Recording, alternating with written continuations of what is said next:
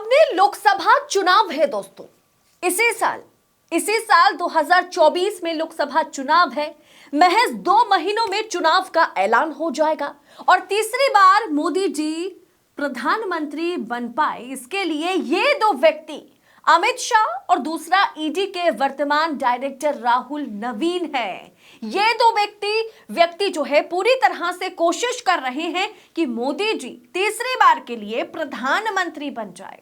ये दोनों बहुत बड़ा कुछ प्लान कर रहे हैं, बड़ा गेम प्लान हो रहा है, जिसके चलते ऐसा हो सकता है कि देश के 2 मुख्यमंत्री, 2 चीफ मिनिस्टर और 2 उप मुख्यमंत्री, 2 डिप्टी चीफ मिनिस्टर जो है वो जेल से चुनाव लड़े। जी हां, सही सुना आपने, ऐसी ही खबर निकल करके आ रही है। बताएंगे आपको पूरा माजरा क्या है, तो वीडियो को अंत तक देखिएगा। नमस्कार, स्वागत है आप सभी का देश नीति पर। देश नीति, केवल सच्ची और पक्की खबरें। दोस्तों, लोकसभा चुनाव होने में महज 2-3 महीने हैं। 2 महीने के भीतर ऐलान हो जाएगा और 3 महीने के भीतर चुनाव हो जाएगा। उससे पहले इंडिया गठबंधन को तोड़ने की पूरी कोशिश जारी है।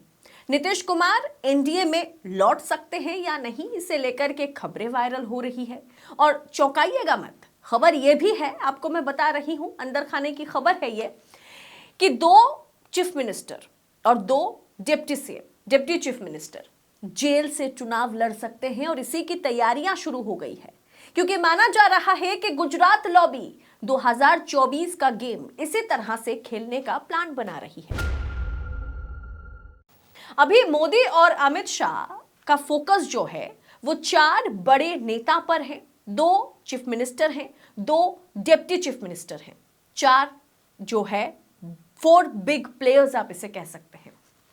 ये ऐसे 4 नेता हैं जिनका नाम एक-एक कर आगे मैं रखूंगी आपके आगे। वो नेता हैं जिन पर पहले से ईडी और सीबीआई के चार्जेस लगे हैं। ये जो व्यक्ति है ईडी के, आपके स्क्रीन पर ईडी डायरेक्टर राहुल नवीन है। इनकी पूरी यूनिट अलग अलग नेता पर, खासकर इंडिया गठबंधन के 4 नेताओं पर, 2 सीएम और 2 डिप्टी सीएम पर फोकस किए हुए हैं। आने वाले समय में इन पर कड़ी कार्रवाई होगी। ये 4 नेता अपने अपने इलाकों में, अपने अपने राज्य में बीजेपी को मात देने की पूरी तरह से जिम्मेदारी उठा रखे हैं। और ये 4 बड़े नेता के पास लोकसभा के कुल 119 सीटें हैं। इन 4 नेताओं में से पहला नाम जो है वो है अरविंद केजरीवाल का नाम। अरविंद केजरीवाल जो जेल से चुनाव लड़ सकते हैं। दिल्ली और पंजाब मिलाकर के 7 + 13 यानी कुल मिलाकर 20 सीटें लोकसभा के आम आदमी पार्टी के पास है। पंजाब और दिल्ली को मिला करके देखें तो ईडी के शिकंजे में इस वक्त केजरीवाल हैं। समन पे समन उन्हें भेजा जा रहा है।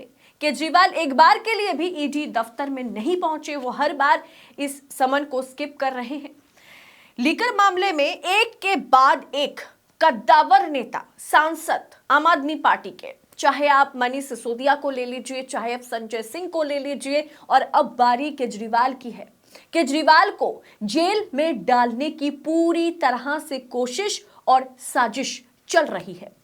दोस्तों, लीकर मामले को लेकर के एक भी पैसा जो है, पैसे का लेन देन सबूत जो है ईडी कोर्ट में अभी तक पेश नहीं कर पाई है। और सबसे बड़ी बात, अगर हम केजरीवाल की बात करें तो केजरीवाल ना तो गवाह है ना ही आरोपी है, फिर भी उन्हें बार बार ईडी क्यों बुला रही है, जबकि केजरीवाल ने हर बार ईडी के दफ्तर जाने से इनकार कर दिया है।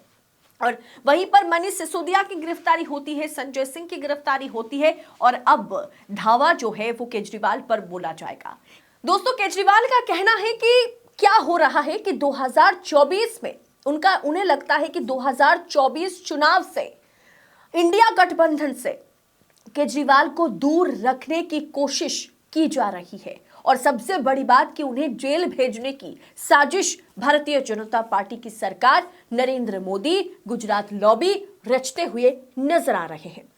तो वहीं दोस्तों, टारगेट नंबर 2 है तेजस्वी यादव।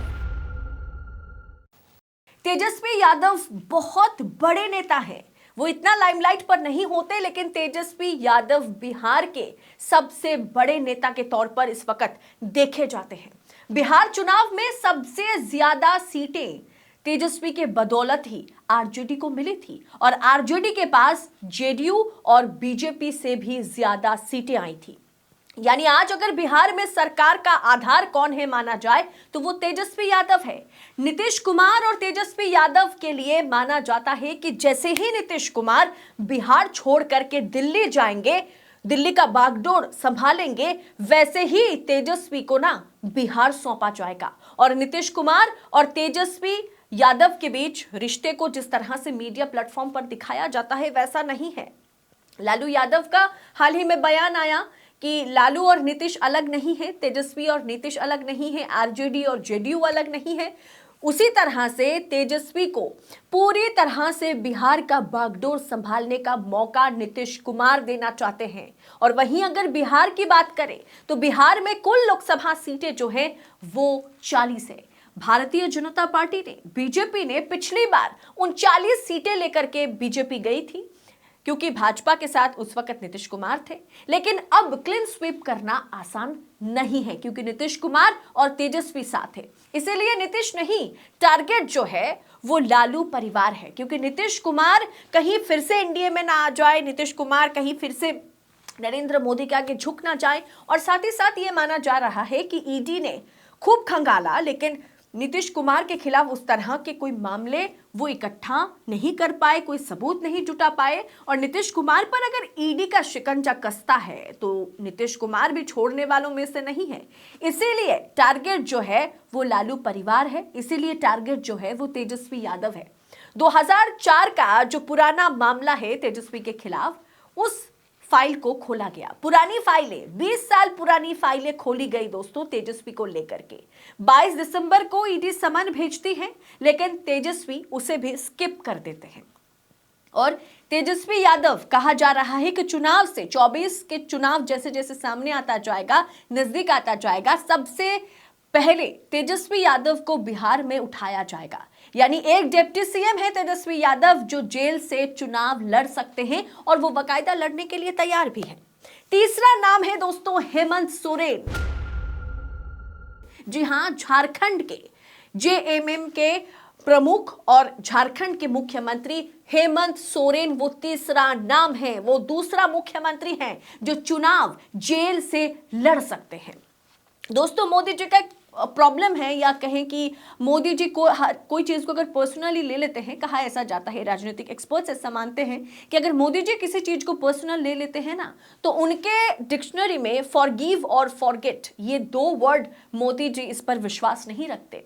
अगर ना आप मोदी जी के चरणों में गिर जाते हैं, जैसा कि तमाम भाजपा नेताओं ने किया है, महाराष्ट्र में किया है, बंगाल में किया है, असम में किया है, ऐसे बहुत सारे नेता हैं जो मोदी को 2 दिन पहले गाली देते थे, आज मोदी जी का चरण वंदना करते हुए, मोदी जी की चरण वंदना करते हुए नजर आते हैं। और वॉशिंग मशीन में बीजेपी में जाते ही वो धुल गए, उनके सारे उनके ऊपर लगे ईडी सीबीआई के केसेस यूं चुटकी में हट जाता है। लेकिन हेमंत सोरेन वो व्यक्ति हैं जिनका मामला जो है मोदी जी ने बहुत पर्सनली ले लिया है, क्योंकि झारखंड में 2018 के बाद 19 की अगर बात करें, जब झारखंड में चुनाव होता है तब हेमंत सोरेन के लिए यह कहा जाता है कि वो बीजेपी के साथ, बीजेपी की तरफ से यह ऑफर उन्हें दिया जाता है कि वो बीजेपी के साथ जेएमएम मिलकर के झारखंड में सरकार बनाए। लेकिन हेमंत सोरेन ने साफ इनकार कर दिया और उन्होंने कांग्रेस के साथ वो गठबंधन में चले गए। अब वो इंडिया अलायंस का बाकायदा सदस्य हैं। और हेमंत सोरेन ने पूरी तरह से मोदी जी को, भारतीय जनता पार्टी को ठुकरा करके वहां पर कांग्रेस के साथ हाथ मिलाया और वो वहां पर बगैर बीजेपी के सरकार चलाती हुई जेएमएम और हेमंत सोरेन नजर आते हैं। जिसके बाद मोदी जी ने उनके साथ जो है कि उन्होंने मोदी जी के साथ जो पंगा लिया, अब वो ईडी के जो केसेस है उस पर जो है कहीं ना कहीं मोदी जी वो गुस्सा जो है उतारने की कोशिश कर रहे हैं। लेकिन ईडी मामले को उतना रंगदार बना नहीं पा रही है हेमंत सोरेन के खिलाफ। इसीलिए 1 नहीं, 2 नहीं, 3 नहीं, 4 नहीं, 7 समन के बाद भी हेमंत सोरेन की गिरफ्तारी नहीं हुई। लेकिन कहा यह जा रहा है कि आगे 24 चुनाव से पहले उनकी गिरफ्तारी हो सकती है, क्योंकि हेमंत सोरेन को हटा करके वहां भारतीय जनता पार्टी किसी आदिवासी भाजपा मुख्यमंत्री को झारखंड में देखना चाहती थी। बीजेपी नरेंद्र मोदी देखना चाहते थे, लेकिन उसमें हेमंत सोरेन ने पानी डाल दिया। ना उन्होंने बीजेपी के साथ हाथ मिलाए और ना ही उन्होंने जरा सा भी भाव दिया, और बाकायदा वहां पर वो इतने सालों से मुख्यमंत्री के तौर पर बने हुए हैं। इसलिए 24 चुनाव से पहले झारखंड में, जी हां, झारखंड में जो है, झारखंड के जो मुख्यमंत्री हैं उन पर ईडी का शिकंजा है, और ईडी के शिकंजे में वो है, और आगे चल के ये दूसरा सीएम है, चीफ मिनिस्टर हैं, जिनकी गिरफ्तारी हो सकती है, और जो 2024 का चुनाव जो है वो जेल से लड़ सकते हैं। दोस्तों, चौथा नाम है डीके शिव कुमार। जी हां, वो दूसरा डिप्टी चीफ मिनिस्टर हैं जो जेल से चुनाव लड़ सकते हैं, जिनकी गिरफ्तारी के लिए भारतीय जनता पार्टी की सरकार, नरेंद्र मोदी, अमित शाह सबसे ज्यादा उतावले हो रहे हैं। वो है डीके शिव कुमार, जिन्होंने दक्षिण में, चाहे तेलंगाना की बात करें चाहे कर्नाटक की बात करें, नरेंद्र मोदी को धूल चटाई है। जी हां, कांग्रेस के सबसे कद्दावर नेता माना इस वक्त जा रहा है। सभी नेताओं में से सबसे खास है डीके शिव कुमार। कांग्रेस के तमाम नेता हैं, दिग्विजय सिंह है, कमलनाथ है, और भी तमाम तरह के नेता हैं जिस पर जो है नरेंद्र मोदी टारगेट कर सकते थे, लेकिन उन्होंने टारगेट नहीं किया। ईडी के शिकंजे में डीके शिव कुमार को लाया गया, क्योंकि डीके शिव कुमार ना, नरेंद्र मोदी में एक खासियत यह है कि वो हीरा को पहचान लेते हैं। कहीं पर भी अगर धूल मिट्टी में भी हीरा पड़ा हुआ होता है ना, उन्हें पता चल जाता है कि कौन सा हीरा है और कौन सा कांच है। और इस मामले में अभी इस वक्त अगर कांग्रेस में हीरा कोई है, वो है डीके शिव कुमार। इसीलिए उन्होंने कांग्रेस के तमाम नेताओं को नजरअंदाज कर दिया, यहां तक कि राहुल गांधी को भी उन्होंने नजरअंदाज कर दिया।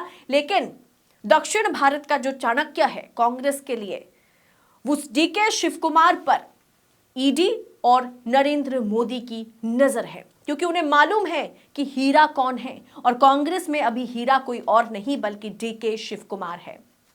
डीके शिव कुमार दोस्तों कांग्रेस को कर्नाटक जीत करके दे दी, उसके बाद तेलंगाना जीत करके दे दी, और सबसे बड़ी बात आपको पता है, डीके शिव कुमार खुद अपनी पार्टी को फंडिंग करते हुए नजर आते हैं।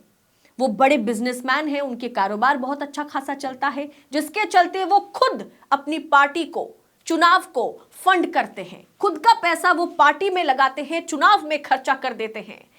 और हाल ही में दोस्तों एक ऐसे मामले में उन्हें फंसाया गया ना, सुनकर आप भी चौंक जाएंगे और आप हंसने लगेंगे।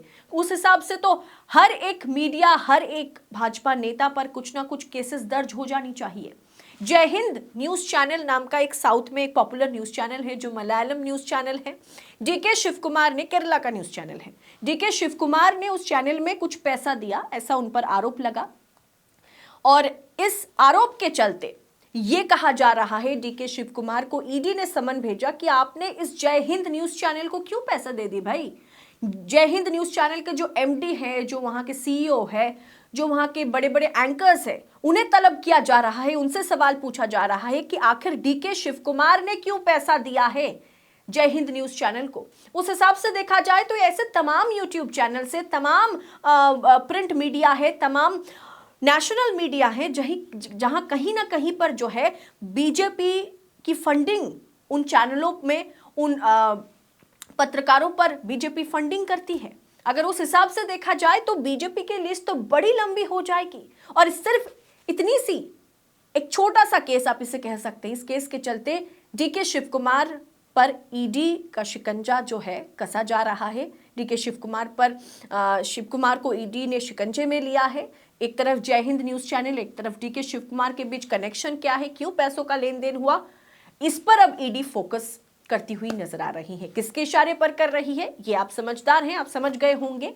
तो ये डीके शिव कुमार जो है दूसरा डिप्टी सीएम है जो हो सकते हैं। 24 चुनाव से पहले दक्षिण भारत के चाणक्यों को उठाने की कोशिश की जाएगी, उन्हें जेल में डाला जाएगा। और कुल मिलाकर के देखा जाए तो कर्नाटक की 28 सीटें और तेलंगाना की 17 सीटें लोकसभा के, वो डीके शिव कुमार के हाथ में है। कुल 45 सीटें लोकसभा के वो डीके शिव कुमार के हाथ में है। इसलिए भी डीके शिव कुमार को उठाने की, जेल में डालने की कोशिश होगी, जिसे ऑपरेशन ईडी कहा जा रहा है। और 4 नेता, दो डिप्टी सीएम और 2 सीएम यानी 2 चीफ मिनिस्टर और 2 डिप्टी चीफ मिनिस्टर जो है वो जेल से चुनाव लड़ सकते हैं।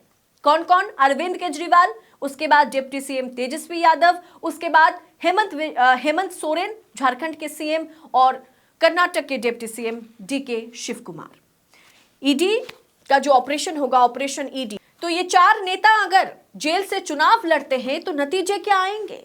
क्या उसका असर नरेंद्र मोदी जो है उन्हें कहीं ना कहीं 2024 चुनाव में महंगी तो नहीं पड़ेगी, उन्हें भुगतना तो नहीं पड़ जाएगा?